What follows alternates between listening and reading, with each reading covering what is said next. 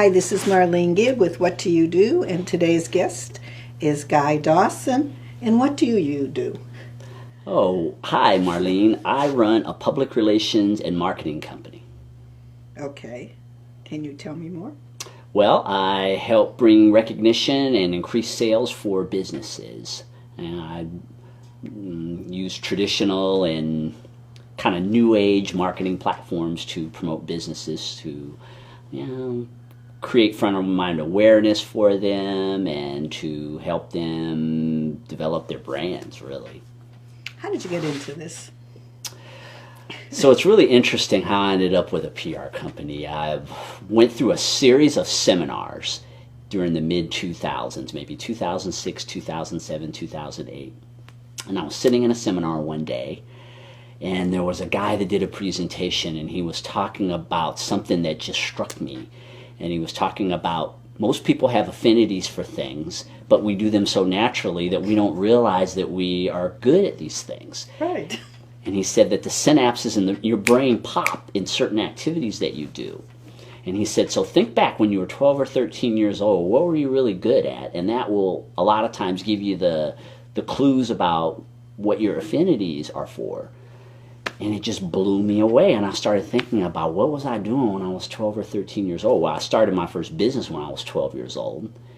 And at that age, I was really in student council in school, doing a lot of leadership type things, and I always loved to write, and I always loved to speak.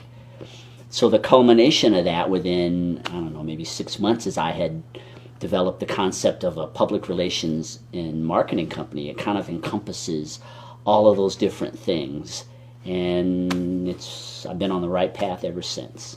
I'm a natural cheerleader. Oh, so that's the why. The cheerleading part? The cheerleading is a big part of it. I mean, being motivational, but I get my fulfillment from other people's success. I get a lot of fulfillment working on something to help someone else be successful. Okay.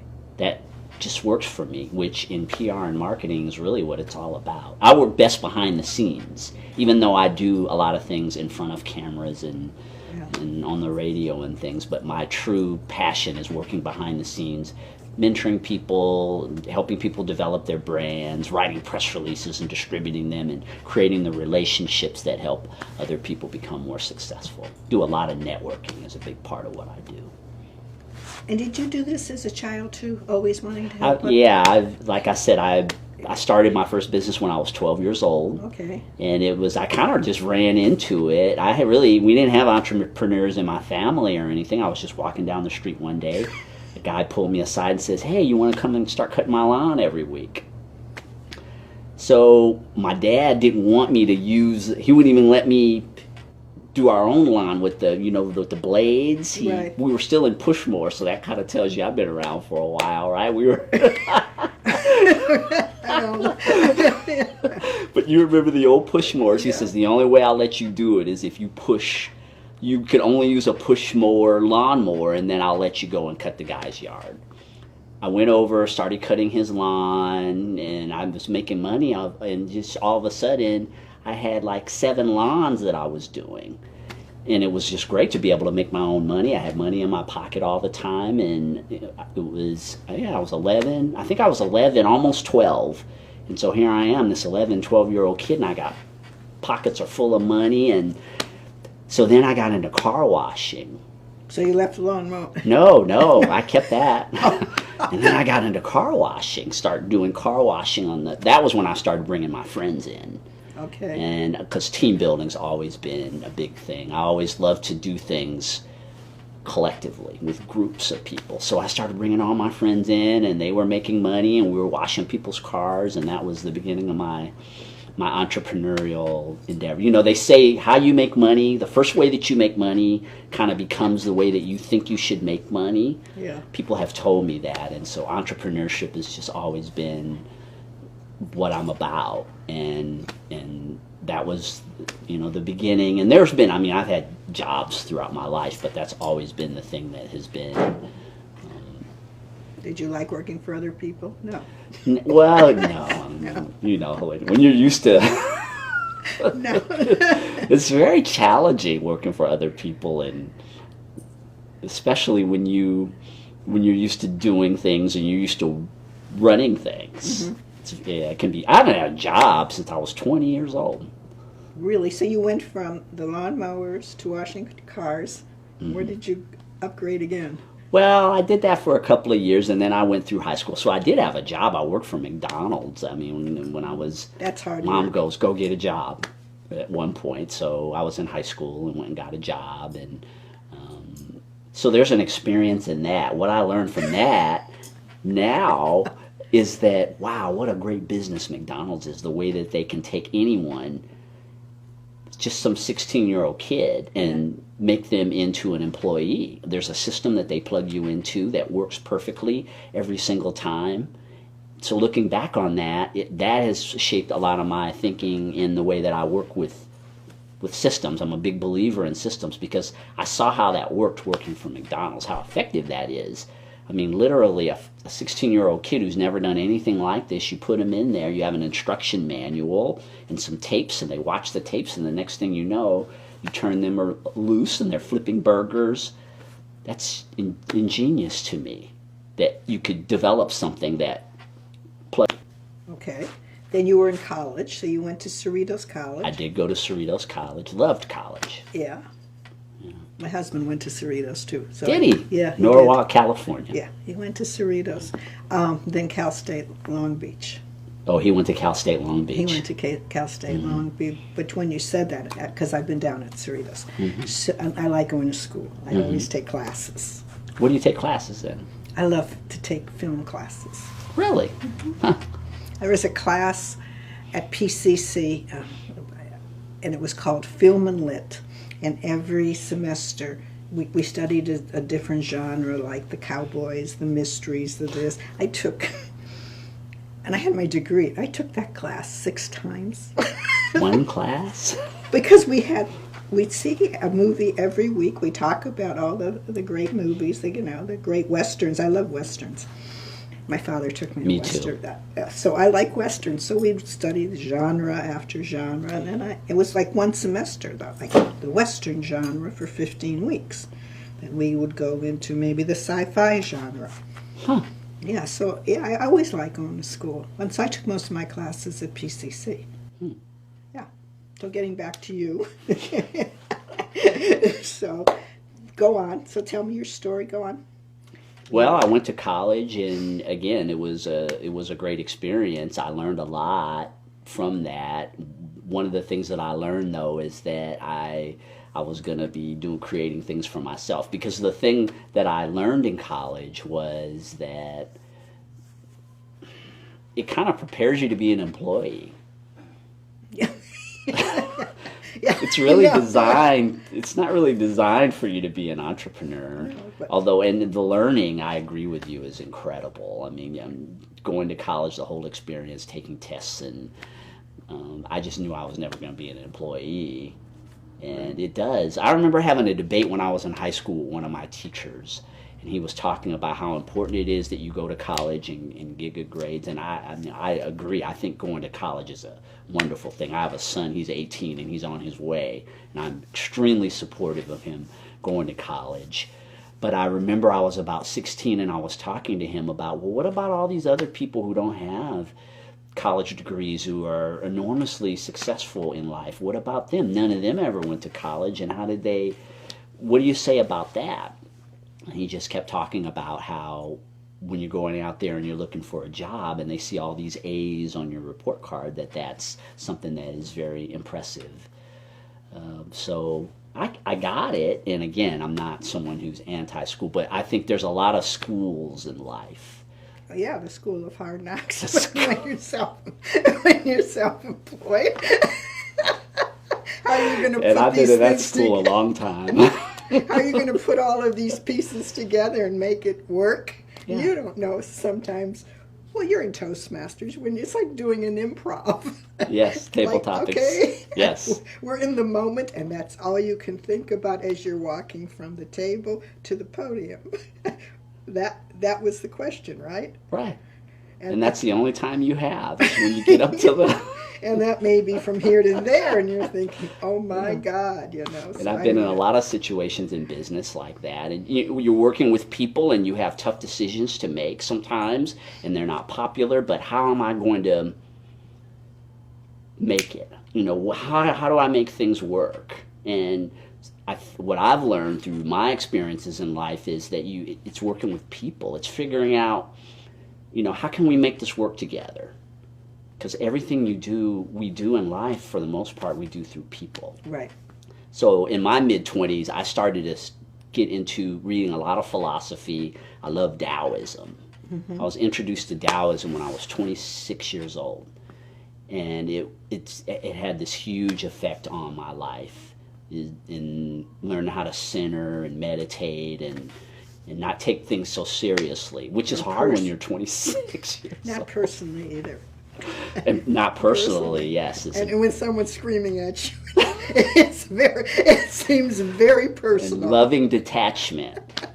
Yeah, right. I mean, in business, loving detachment is it's valuable to have that sometimes, because you're dealing with people, and we're interesting creatures. Right, but sometimes you don't know when someone's going to go off on you either, and it's usually not about you when you're working with your employees or other people. It's not about you. If you say something, it's usually about them and what happens that will trigger it. You don't know. Yeah, it's never personal. Yeah, but how anyone ever reacts to you. I read the book, The Four Agreements. It's not personal. Don't take anything personally, good or bad. It's just that person's experience that causes them to react to you. It really has nothing to do with you at all. That took me a long time to learn. I'm still learning. Yeah. Are you? Sure. When it happens, my first reaction is, all this stuff is going on in my head, what I would love to tell it someone, you know, but you can't. So you kind of learn how to do it. Yeah, because there's consequences to saying things. Right. And so that a lot of my mid-20s was really about that. It was about starting to studying people. I read a lot of books. I could rattle off all these books, but that's not really what our conversation is about. But it was really people. It was about developing people skills. And you went to a lot of seminars? I did. I read a lot of books, went to a lot of seminars, continue to do that, and worked with people and started to find things that worked. Like I told you, team building was big for me when I was a young kid, and then I kind of picked it up again in my early 30s and started to see that there are things that you can do with people that will get them to come along with you on your journey. And you know, as an entrepreneur, if you can't get anybody to come along on your journey, you're dead. You can't work on your own. It's about really showing people that you believe in them. What kind of leaders? You probably like them open-minded and creative. Strong and open-minded. And willing to. And teachable. Yeah. And we've done it this way, so we're going to always do it this way. Yeah. And it's the strong personalities. I love that aspect, but the teachability, I think, is really a huge thing. Teachability is a trait that I think is just invaluable in human beings. You don't think some people are teachable? I think a lot of people are not, and I think it hinders your life when you're not teachable. It's a big hindrance for a lot of people. People could be much more successful if they committed to being more teachable. I think a lot of times people go and they think that they need to learn another skill set. They need to get better at this, or the employees need to be better, or whatever, you know. But a lot of times, if they would just work on being teachable themselves, they would see that a lot of the problems that they're having with the relations with their employees or their clients would dramatically change. Toastmasters has done a lot for helping me with that, because you learn to listen, and your communication improves when you are in Toastmasters. Oh, yeah. And you have to listen on a lot of levels. Yes. You know, it's for details. For details, and I've been training to get my coaching, and it's really, because sometimes I'm on those coaching calls and you think they're telling the story, You know, because they tell the story. Everybody's got their And story. it's not always about the story. It's never about the story. At all. Because, you know, we've all gotten trapped on our... I go to International Coach Academy, so it's international. Mm-hmm. I've heard of that. Yeah, and it's very nice. And the average age is people in their 50s. So a lot of them are coming from consulting backgrounds and doing coaching. It's called blended coaching now. Mm-hmm. And, you know, I've gotten into it. You get into the story, and Yes. they'll say, "We're in the story." No story. What are you listening to? And that's usually people, when you learn to listen, you can push the story aside and listen to what you're supposed to listen to, what they're really saying. And that takes time.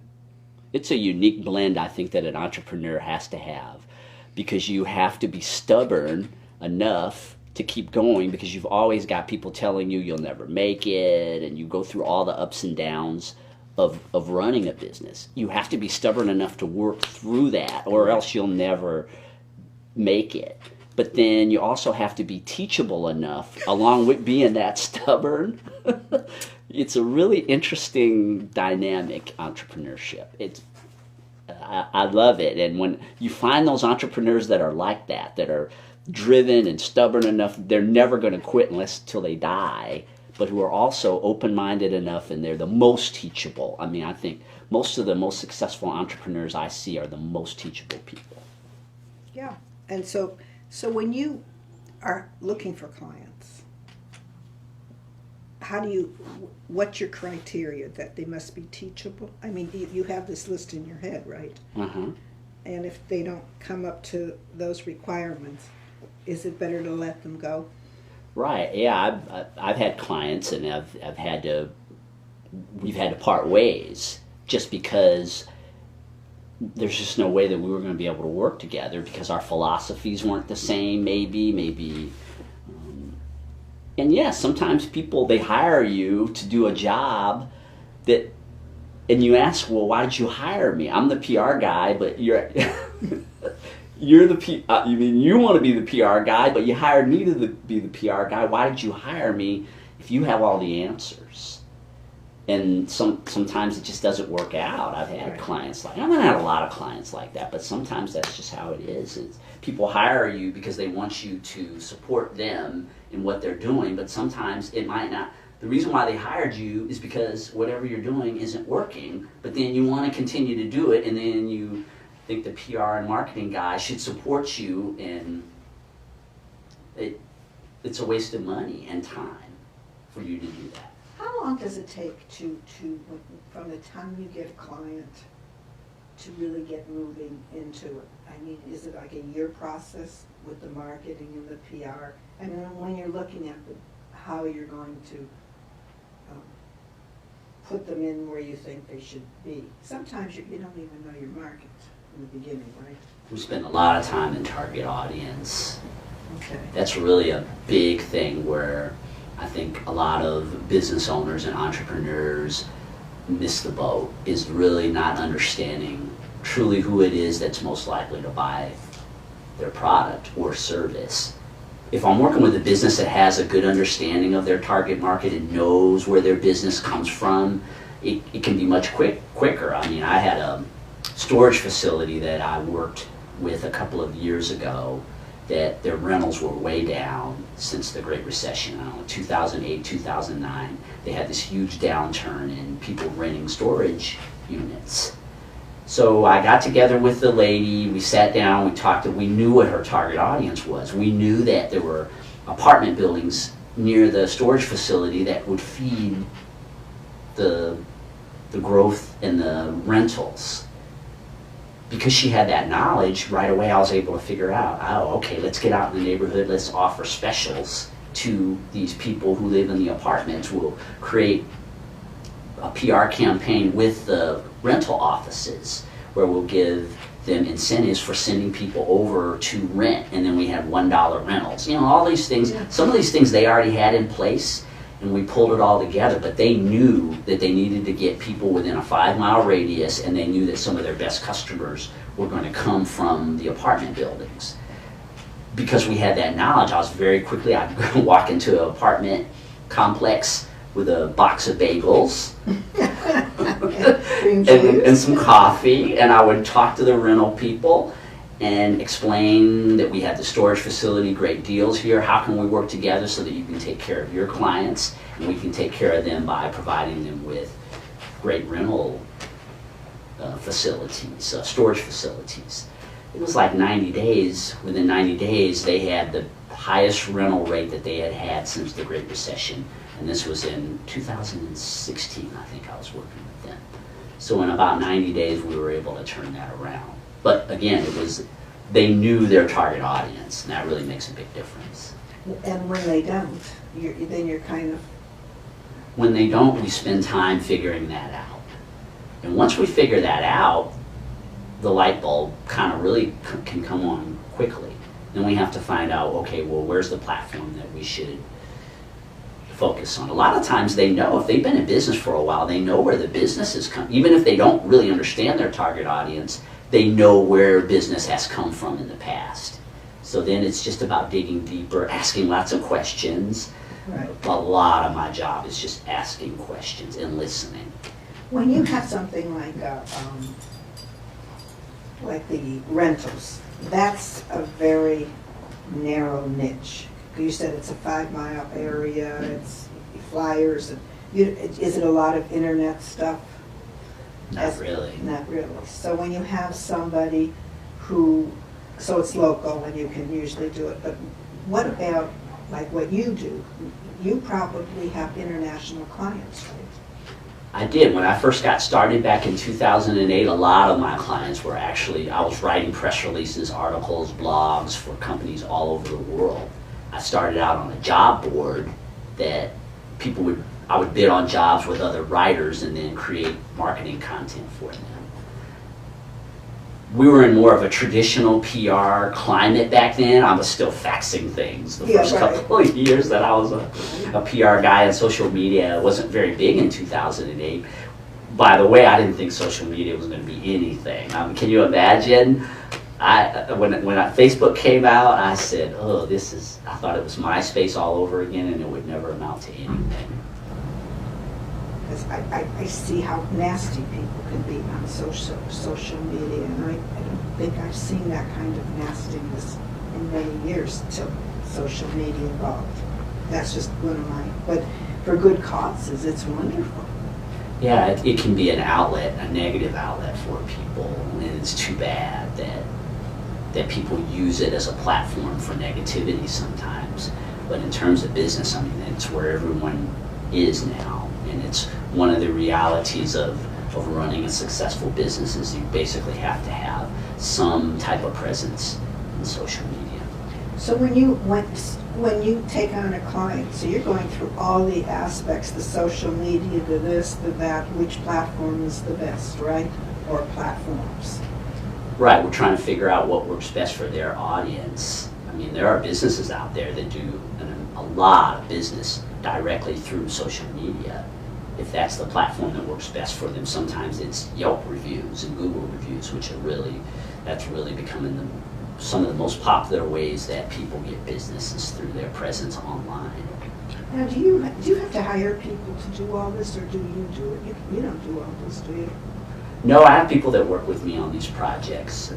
So you have people who really like social media, and somebody else who likes writing press releases. Is that how you kind of do it? Mm-hmm. Creating media kits. Yeah, there's so many elements. Crisis communication. I've had some experiences with that, where I've had to work people through some really nasty things within their business. Then that's a skill that I'm still working on. Is crisis communication. It's actually one of the better paying aspects of PR. I mean, when you can work someone through a situation that went wrong, boy, you're really valuable to that company. Oh, good. I had a crisis communications man on my show. Did you? Yeah, he lives here in Monrovia. He does, I know. Yeah, he's talked about it too. Oh, yeah. It's fascinating. So where do you think you're going to go next? Now you have television and radio, right? Yeah, the broadcasting, I got into that in 2011. I started on AM radio, and basically I was just invited by someone to create an AM radio show, giving people tips about PR and the way that they could incorporate it into their business. And I wasn't really looking for broadcasting for myself at that time. And like I was telling you before, I'm always looking to take care of my clients. I wasn't really, but he says, you know what, you do really well on radio. And You do well on because I television. thought it would help my clients, I did it. And I was really surprised at how the business community, a lot of the micro businesses and small businesses felt like they were really getting a lot out of it. Appearing on my radio show, me running their ads, a lot of them had never even done radio or anything like that before. So they felt like their voices were being heard, where that doesn't happen that often for small business owners. So that was how I got into radio, and I started the show PR Connections back in 2011, and I've been on radio ever since. And when did you move to television? You went to like 15, 16? 2014, Okay. I was given the opportunity to be the PR guy for an emerging internet station called the World Center of Broadcast Media. They wanted me to come and help them out with their PR. They were just developing. Video wasn't super hot there. I don't think there was even Facebook Live at that time. No, they had a revolutionary platform. I could see it. I remember the first time I went to do a show there, I could see, I said, this is the future. This is what people are going to be doing in the future. So right away I said, how can we work together for me to bring a show over here? And so we created the Guy Dawson Show. And I started that in 2014, and that's still on the air too. It also became much more of a broad platform, started bringing in celebrities and sports stars and other people, not just people in business. So my clients, they just love it. I mean, they've got a platform that they can come on. We create an environment that helps them to learn how to do what you and I are doing here right now. Right. To get the poise to be able to do an interview and sit across from a person and feel confident. And the shows, a lot of what I do on those shows is I'm prepping them to be able to do this, so that when they're not in the sterile environment that I create, that they have the fundamentals to be able to hold their own in an interview story. Right, Marlene? Yeah, but I like We stories. love stories. Right. Our world. They start reading you bedtime stories when we're raised with stories, and our whole lives, all of our lives, revolve around stories of some sort. And that's why what you've done and what you do now, what you've done for all these years, will always be important to people, because people love to hear the story about how things became what they become. Right, right. And it takes time to evolve, to really feel comfortable, on television or radio or whatever. It does. It was a jump. I mean, radio, no one's looking at you. And all of a sudden, we keep it real quiet in here. It's nobody. Radio, you can scratch your nose and no one sees you scratch it while you're on the air, but when you're on TV, that camera's on you, and it is definitely a different feel doing television as compared to radio. Okay. So now you're going to, what's the next thing you're going to tackle? Digital media is just on fire now, and there's a component that I've been doing a lot of research into and working with for the last couple of years, and it's webinars. And I think that webinar marketing is going to be as revolutionary as traditional, well, in a different way. About Zoom? Zoom, and there's I like all kinds Zoom. of platforms out there. I like Zoom. Coaching Academy has it now, and my other coaching has it. We both have Zoom.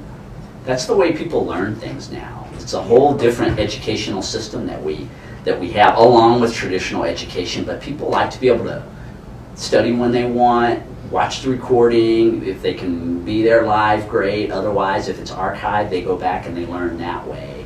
And there are a lot of businesses out there that can benefit from offering their products through developing a webinar platform. It's more of no different than what we do with TV. want to establish yourself as credible and the expert in your industry. And what's great about the webinars is it allows you to be able to control the media, for lack of a better word. I find for me, and I was just talking for me, as an ex-teacher, I was a school teacher, I like that interaction. Of webinars. No, well, face-to-face. I'm big on the face-to-face because you know when something, you know it like that. As a teacher. As a teacher, something's not right where you know it. And you know in the audience if it's not right. You know in Toastmasters if someone's nodding off and you think, why are they nodding? You can look at them and see if they're getting what you're... Yeah, that energy is transferred somehow. And I'm comfortable in that genre. Right now I'm thinking about doing those webinars, and for me, I would prefer to come down here and make a webinar, however we do it, and have people, like they're sitting here and they're listening, so I know, rather than me standing there kind of pontificating, because I don't know what's happening on the other end. That's just me. Yeah. So I like that real touchy-touchy. Right, and I mean, I'm a PR guy, so Yes, I'm like naturally experiencing that. Right. But this digital age has really changed the way that things are being done. And I didn't see it. I mean, like I said, I wasn't a big supporter of Facebook when it first started, but once I saw the impact, I mean, I knew I had to, for my clients, I had to learn Twitter and I had to learn Facebook and LinkedIn, and because this is where people are. And I just see with us doing so much streaming now that, again, this is where people are going to be going. And as an entrepreneur, you've always got to be thinking 10 steps ahead. Exactly. If you're not, I mean, this world moves very fast. I mean, now it moves much faster than it did when I was growing up in the 80s and the 90s. And if you're not staying on the cutting edge, and that's what I was telling you, is I like forward-thinking businesses that are on the cutting edge and accept change. Change is... That's very clear. Challenging, but... No, that is very clear. Life. That's what you're looking for. And that's good. I like that. What you just said. My name is Guy Dawson. I'm the managing member of Classy Communications. It is a full-service public relations and marketing company. And you can reach me by visiting our website, classycommunications.net, or by phone at 702-845-6129.